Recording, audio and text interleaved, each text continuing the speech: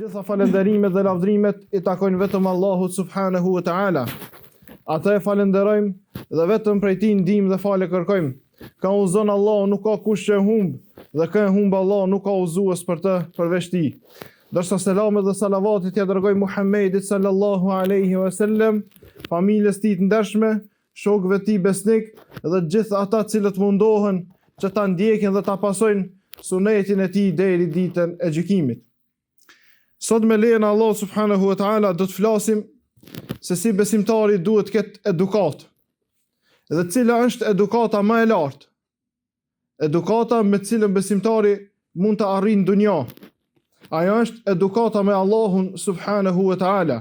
Andaj kur robi arrin që të ketë edukat me Allahun azza wa jall, patjetër që pastaj do të ketë edukat edhe me njerëzit. Do të sillet mirë edhe me njerëzit. Do të ketë moral të mirë e kështu me radhë. Mirë, por nëse mungesa është tek edukata me Allahun subhanahu wa ta'ala, se si robi sillet me Allahun, e kështu me radhë, atëherë nuk mund të ketë edukat të mirë me njerëzit. Për shkak se ashtu siç quhet, kjo është munafiklik, nuk është edukat e sinqertë. E besimtari duhet të jetë I sinqert me Allahun e pastaj edhe me njerëzit. Andaj edukata me Allahun subhanahu wa ta'ala kërkon pikën e parë që njësohet Allah subhanahu wa ta'ala me adhurim.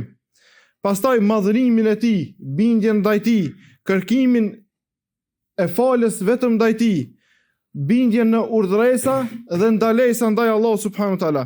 Dhe kjo e përfshin edukatën e zemrës, gjuhës edhe të gjymtyrëve. Kjo është edukata më e lartë cilën e arrin robi.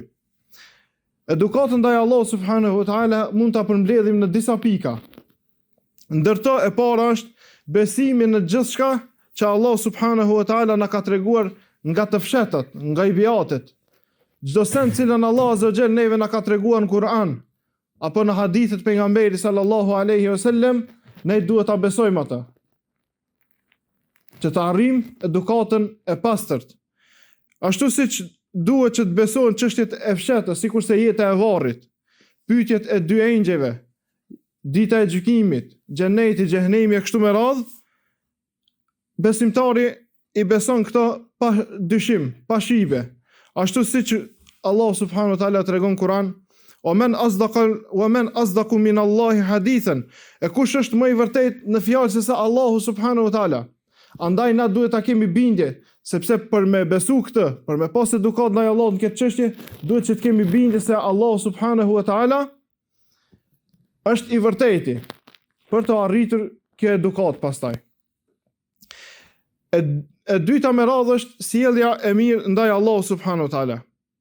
Sjellja e mirë ndaj Allahut subhanahu wa ta'ala realizohet kur robi I pranon edhe I zbaton urdhrat e Tij dhe nuk pyet për ta. Pse kështu, pse ashtu?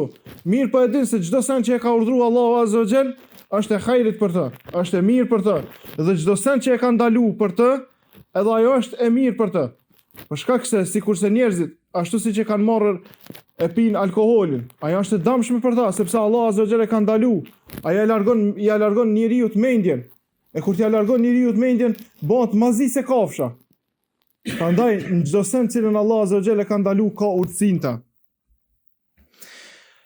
Siç thot Allah subhanahu wa ta'ala, nuk I takon asnjë besimtari, asnjë besimtareje, se kur Allahu subhanahu wa ta'ala dhe I dërguari I Tij të vendosin për një çështje që të kenë zgjedhje tjetër në punën e tyre. E thot në vazhdim, e kush I kundërshton Allahun dhe të dërguarin e Tij, ai është në një humbje të qartë. Prandaj vëllezër dashur, ata se çfarë na ka urdhëruar Allahu subhanahu wa ta'ala, duhet ta marrim me një edukat të lartë, dhe ata se çfarë na është ndaluar duhet largohemi prej saj me një edukat të lartë. E treta me radhë është kënaqësia me caktimin e Allahut subhanahu wa ta'ala. Nuk ka mundësi që besimtari ta ketë edukatën e plotë me Allahun azza wa jall dhe të mos jetë I kënaqur me atë se çfarë ka caktuar Allahu azza wa jall. Sepse Allah azza wa jall në çdo caktim të Tij ka urtësi, ashtu siç e përmend Kur'an, "Walanabluwannakum bi shay'in min al-khawfi wal-ju'i wa naqsin min al-amwal wal-anfusi wath-thamarat wa bashshir as-sabirin." Thot Allah subhanahu wa ta'ala, ne patjetër thot do t'ju sprovojmë juve me frikë, uri, paksim të pasurisë, jetëve dhe të fryteve, Mirë po thot në fund të ajetit, wa bashiri sabirin, e përgëzoi besimtarët, ata të cilët kanë edukat me Allahun subhanahu wa taala, ata i marrin këtë. Nuk brengosën ai ka sprovuar Allah azza wa jall me diçka prej kësaj jete, sepse e dinë se urtësia dhe qëllimi i sprovave është vetëm se pastrim prej gjunave dhe ngritja në derexhe të larta, domethënë shkallë të larta tek Allah subhanahu wa taala. E në fund, ta e marrin wa bashiri sabirin, e përgëzoi durimtarët. Pastaj prej edukatës tjetër prej ndaj madhrimit të Allahut subhanahu wa taala është që robi të mos kërkon prej njerëzve. Mirë po t'i kthehet vetëm Allahut azza wa jall. Ti kërkon vetëm atij. E kur ti kërkon Allahut subhanahu wa taala, patjetër se kjo është një ndër llojet e madhrimit të Allahut azza wa jall. Ashtu siç tha pejgamberi sallallahu alaihi wasallam në hadith, dhe kur të kërkoni vetëm prej Allahut. Po ashtu edhe Allah subhanahu wa taala në Kur'an thot: "Wa idha sa'alaka 'ibadi 'anni fa inni qarib, ujibu da'wata ad-da'i idha da'an, falyastajibu li wa liyu'minu bi la'allahum yarshudun." Thot Allah subhanahu wa taala, e kur robërit e mi të pyesin, për mua thuaju un jam afër dhe ju përgjigjem atyre, lutjes së tyre kur ata më lutën, dhe le të përgjigjen thirrjes sime, le të më besojnë mua që të jenë prej të udhëzuarve. Shkak se kjo është edukata më e lartë, kur ti kërkon Allahut azza wa jall dhe Allah t'jep. Andaj kur robi lidhet me Allahun azza wa jall, patjetër që lidhja me dunjon do të jetë më e dobët. E kjo është qëllimi i besimtarit, sepse dunjoja është e përkohshme dhe dunjoja shkatërrohet, mirë po jetë vetëm lidhja me Allahun subhanahu wa taala. Pastaj prej kulmit të edukatës cilën mund ta ketë besimtari është edhe frikë e respekti në namaz. Ashtu sikurse Allah subhanahu wa taala na ka treguar se kush janë të shpëtuarit. Qad aflaha al-mu'minun, kanë shpëtuar besimtarët. Mirë, po për çka kanë shpëtuar? Alladhina hum fi salatihim khashi'un, ata të cilët në namazin e tyre janë me frikë respekt ndaj Allahut azza wa jall. I kanë dalë Allahut azza wa jall përpara në namaz, mirë po zemrat e tyre dridhen. Mirë po trupat e tyre janë në frikë prej Allahut subhanahu wa taala, sepse përpara e shohin xhehenemin. Kjo është frikë respekti më i madh cilën na arrin besimtari. Pastaj me radhë është falënderimi ndaj begative të cilat Allahu subhanahu wa taala na i ka dhënë. E begatit e Allahut azza wa jall janë të shumta. Begatit e Allahut azza wa jall janë të shumta. Ashtu siç thot Allah subhanahu wa taala, "Wa ma bikum min ni'matin fa min Allah."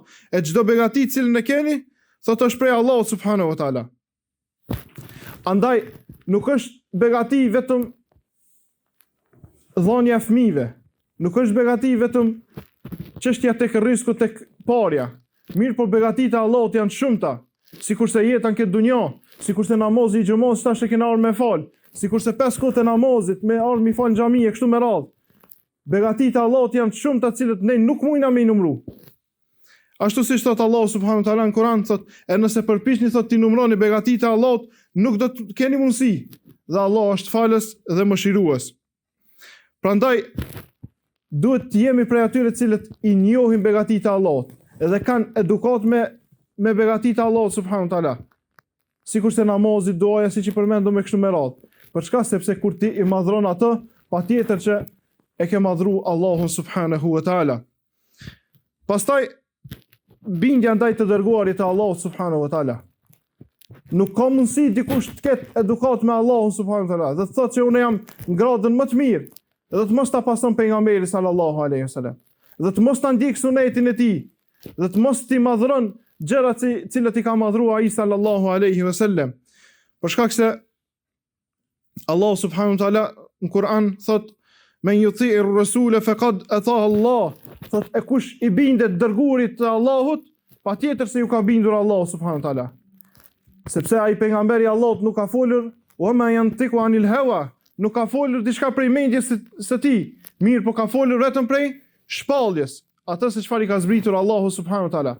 Andaj një prej edukatave më të larta vëllezër dashur, mos e harroni, është pasnimi pejgamberit sallallahu alaihi wasallam në çdo sunnet ti, në çdo hap cilën e ka bën, pason atë, sepse patjetër që do të arrini edukatën e lartë me Allahun subhanahu wa taala. Do ta tregojmë për në fund një ngjarje ku transmetohet prej Abdullah ibn Omerit radiallahu anhu se djali i Omerit një ditë thot Abdullah ibn Omeri po u thonte edhe po një bari me dele në shkretir dhe ai tha atij bariut dhe donte ta provokonte ata. I tha ma shit një prej këtyre deleve. Ai tha jo, tha nuk mundem, tha sepse janë të pronarit tim. Atëherë Ibn Omeri tha, thuj sa pronarit tanë, tha se ka hangur një uk. Mirë po, atëherë bariu subhanallahu përgjigj me një fjalë dhe ka tregu edukatën më të lartë ndaj Allah subhanahu wa ta'ala, tha fejnë Allah. Tha ku është Allahu? Nëse s'she pronari, tha ku është Allahu? Allahu është në bikqyrë si jonë. Allahu na shen çdo gjendje. Allahu na dëgjon. Si mos t'i kemi frikë Allahut azza wa jall. Andaj Omeri ibn Omeri subhanallah çfarë vepron? Tha ky bari tha është më i vetëdijshëm për Allahun se sa shumë njerëz tha. Ai ndoshta nuk ka ditë shumë hadithe dhe shumë ajete.